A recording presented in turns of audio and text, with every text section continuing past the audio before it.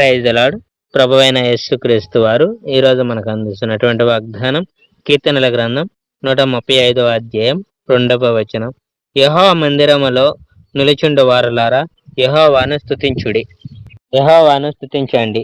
యెహోవా సేవకులారా యెహోవా నామాన్ని స్తుతించండి. యెహోవా ఆలయంలో నిలిచి ఉండే ప్రజలారా ఆయన నామాన్ని స్తుతించండి. ఆలయ ప్రాంగణంలో నిలబడే ప్రజలారా ఆయన నామాన్ని స్తుతించండి. యెహోవా మంచివాడు గనుక ఆయనను స్తుతించండి. యెహోవాను స్తుతించుట ఆనందదాయకం గనుక ఆయన నామాన్ని స్తుతించండి.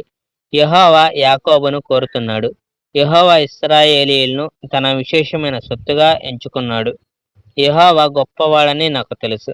మన ప్రభువు ఇతర దేవుళ్ళందరికంటే గొప్పవాడు.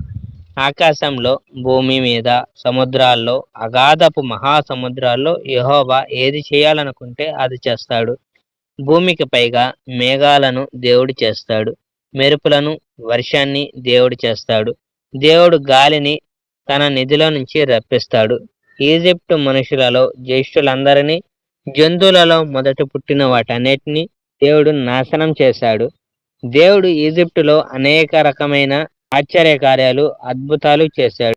ఫరోకు, అవి అతని అనుచరులకు ఆ సంగతులు సంభవించేలా దేవుడు చేశాడు.